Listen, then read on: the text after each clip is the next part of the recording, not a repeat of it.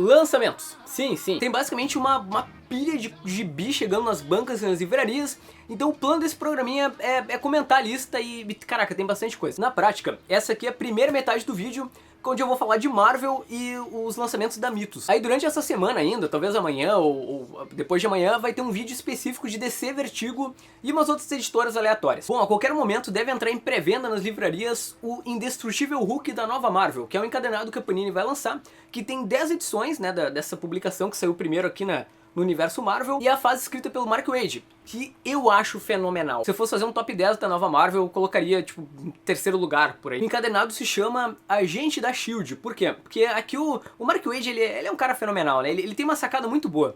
Ele faz com que o Bruce Banner aceite o Hulk e resolva ir trabalhar pra S.H.I.E.L.D. Por que não? Aí a filosofia do personagem é: o Hulk destrói e o Banner constrói, né? O Banner vai lá, conversa com a Maria Hill e fala: se vocês me deram um laboratório para eu fazer melhoramentos para a humanidade, para eu compensar os problemas do Hulk, eu vou trabalhar para vocês, né? Então aí o Hulk vira meio que uma arma reserva para qualquer situação. Tipo, tem um problema, eles atiram o Hulk lá em cima e ele resolve a parada. É demais, assim. Tem essa acho que é a segunda edição que o Banner vai se encontrar com o Homem de Ferro. Cara, é demais, assim, a quantidade de coisas que tem nas entrelinhas, assim, da relação entre os dois personagens. No caso, essas 10 edições que tem nesse encadernado da Panini, elas vão abranger o primeiro arco, que seria mais uma introdução à série. O Banner vai conseguir algumas pessoas para trabalhar no laboratório dele, etc. Depois tem uma aventura que mistura o Thor, desenhada pelo Walter Simonson, que é bem legal, assim, porque, pô, o cara escreveu a melhor fase do Thor de todos os tempos, né? Então ele vem pra desenhar enquanto o Mark Waid continua escrevendo. E por último, tem que se eu não me engano é um crossover com o Demolidor, né? Já que o Mark Waid estava escrevendo Demolidor, né? Ele colocou o personagem pra interagir com o Hulk. Pena só que a Panini não vai publicar junto o final, mais ou menos o final do run do Mark Waid, que são umas aventuras do Hulk perdido no tempo. Eu acho pouco provável que eles lancem um outro encadernado depois desse, sabe? Acho que vai ficar só nesse aí mesmo, encadernado bem grosso e tudo. Enfim, caraca, leia isso se tu nunca leu na tua vida. Também já tá em pré-venda em várias livrarias o terceiro volume do Demolidor do Frank Miller. Não precisa nem dizer nada, né? O Frank Miller é tipo um segundo pai pro Demolidor, reinventou o personagem. Tipo, não existiria uma série de TV da Netflix, nada do Demolidor existiria se não fosse o Frank Miller. No segundo volume, no caso, a Elektra morreu, e nesse terceiro a gente tem uma tentativa de ressurreição dela. Ao mesmo tempo tem também um conflito entre o Demolidor e o Justiceiro, né, mais ou menos como a gente viu no seriado de TV. E eles também encerram o arco do Stick, né, o mentor do Demolidor, de uma forma bem legal. Tá aqui, ó. Eles enfrentam mais ninjas e ninjas, espadas e sangue. Só um detalhe, é que a Panini, ela não publicou conforme saiu nos Estados Unidos, né. Lá fora tem uma edição dessa coleção do Demolidor, que tem junto a graphic novel Amor e Guerra, desenhada pelo Bill Sienkiewicz e escrita pelo Frank Miller, que meio que complementa a fase do Frank Miller. Pô, e seria legal que ela lançasse, né? Então eu acho que eles não lançaram junto aqui pra depois lançar separadamente em capa dura. Fica a crítica aí porque eles perderam o time, né? Porque o cara deveria ler ao mesmo tempo que leu a fase do Frank Miller. Mas de qualquer forma, que felicidade, cara. Que bom que eles lançaram numa versão de luxo, porque essa fase eu acho que merece. Não acho que ela é datada, sabe? Embora seja um material lá dos anos 80, até do começo de carreira do Frank Miller, ele tava muito à frente do seu tempo, sabe? Até nos próprios enquadramentos dele mais cinematográficos e tudo. Eu acho que vale a pena dar uma lida nisso aqui. Entre esse mês e o próximo também deve chegar nas bancas o Bucky Barnes, Soldado Invernal, no caso o volume 2 dessa fase, que é meio que uma consequência do pecado original, né? O Bucky vira meio que um vingador intergaláctico protegendo a Terra de ameaças espaciais. E eu vou te falar que não foi muito bem de crítica, assim, tem muita gente que odeia essa fase, porque tu tem desenhos muito bons do Marco Rude, mas o roteiro é meio sem pé nem cabeça. Tem momentos que o Buck se apaixona por uma alienígena, cara. Não tem como aguentar. Mas como eu tenho toque, eu já comprei o primeiro, eu vou ler o segundo pra pelo menos finalizar essa fase. É isso, os caras foram colocar o Ossos Cruzados no espaço, velho.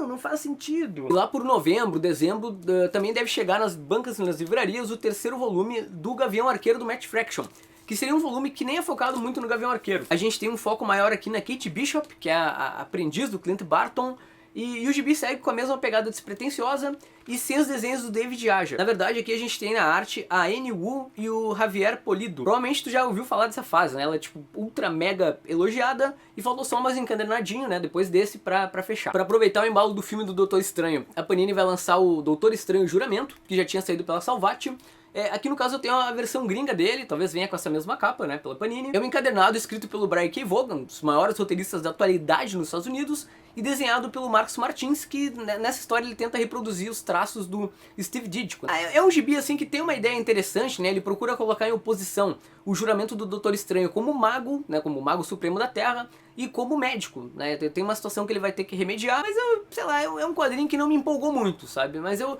sou meio que exceção, tem muita gente que gosta da história. Mas acho que vale a pena, assim, se tu quer conhecer mais sobre o filme e tudo, né, sobre o personagem, aqui é contada a origem dele, tem os personagens coadjuvantes do Doutor Estranho, tem a Enfermeira Noturna, que tá aparecendo aí na série da Netflix, do Demolidor e do Luke Cage. É isso, né? Que bom que a Panini vai conseguir lançar no time certo, né? Pelo menos não vai perder o embalo do filme. Também dá pra chegar nas bancas o segundo volume de Império dos Mortos, que saiu ano passado na Comic Con Experience, né? E é uma série que tem 3 encadenados nos Estados Unidos. É basicamente um quadrinho de zumbi que mistura um pouco de vampiro, escrito pelo Jorge Romero, né? O pai do cinema de zumbis. Esse primeiro ato, ele foi desenhado pelo Alex Maliver, e eu sinceramente nem lembro o que eu achei do gibi, porque faz muito tempo que eu li, mas o segundo já não é mais desenhado por ele. É desenhado pelo Dalibor Talajic, que é um cara que eu achei que não conhecia. Aí no fim eu fui olhar a biografia dele e ele já desenhou bastante coisa. Na real até eu já li quadrinhos dele e nem lembrava. Deadpool mata o universo Marvel, tem X-Men, um monte de coisa o cara desenhou. Os Vingadores do Hickman, o Mestre do Kung Fu que vai sair das Guerras Secretas. É isso, quadrinho pra quem gosta de zumbi, cabeça, sangue, gente morrendo, crueldade, deve ser legal. Esse mês também tá pra sair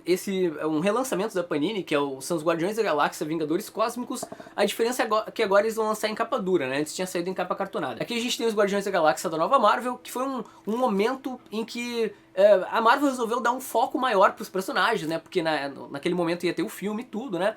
Então colocou o Bendis pra escrever, que é o principal roteirista da editora, e o Steve McNiven, o desenhista da Guerra Civil, pra desenhar. Eles também tentaram deixar um pouco mais pop a equipe, né? E colocaram o Homem de Ferro como um dos membros principais.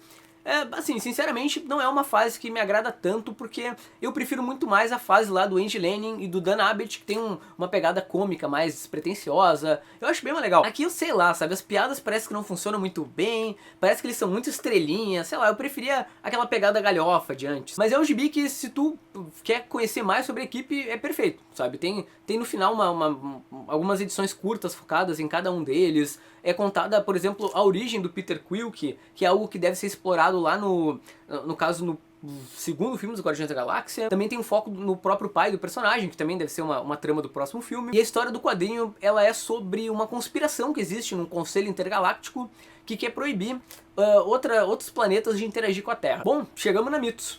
Recentemente chegou essa semana mesmo aqui em casa, os Choques Futuristas do Alan Moore, que são os primeiros trabalhos dele lá na 2000 AD. Cara, isso aqui é fantástico, assim, é sensacional. Eu ainda vou fazer um vídeo talvez específico, mas eu tenho que reler ele todo. Mas são historinhas bem experimentais, em preto e branco. Cara, o Alan Moore tentando trazer algo de novo pro gênero de ficção científica, viagem no tempo. E eu tô muito feliz porque a Mitos, ela tá trazendo de volta algumas séries bacanas daquela revista que eles tinham antes, a Juiz Dredd Magazine, que acho que foi cancelada ano passado ou ano retrasado. O próprio Choques Futuristas é um exemplo, né? Saía essas historinhas curtas na revista mensal, e eles estão para lançar um encadernado do Área Cinzenta, que é outra série muito bacana dessa revista. Ela trata basicamente sobre um grupo de funcionários que atua numa zona de, como é que eu vou dizer, imigração extraterrestre, né? Os caras vêm pra Terra, né? Então eles têm que ver se o alienígena não tá trazendo algum contrabando, alguma coisa. Faz o tempo que eu li, mas a premissa é mais ou menos essa. E é demais, assim, eu lembro que eu adorava ler as histórias, os desenhos eram muito bons. É um quadrinho que eu vou procurar colocar aqui na estante, junto aqui com o Choques Futuristas. Aí eles também prepararam vários lançamentos do Juiz Dredd. Tem o Juiz Dredd Mutantes em Mega City 1 e também um relançamento da Juiz Dredd Magazine em versão Almanac, que é uma edição um pouquinho mais grossa, né, que reúne várias edições mensais dessa revista que, como eu falei, que foi extinta. Bom, acho que é isso. Então esses foram os lançamentos que estão chegando por aí. Agora é o teu momento de comentar. O que tu tá mais ansioso, tá? Eu vou te falar, eu quero ser hipster, eu tô afim de ler o Área Cinzenta, eu quero botar aqui na estante, vou ser hipster. E o Hulk do Mark Waid, porque, cara, Hulk destrói, Banner constrói, é o que há. A tua companhia foi um imenso prazer, tu não tem noção como tu me deixa feliz por tá aí, tá? Não que eu esteja te vendo exatamente, mas enfim, eu tô vendo a minha câmera, mas um abraço, tá? Um beijo no teu coração. Fui.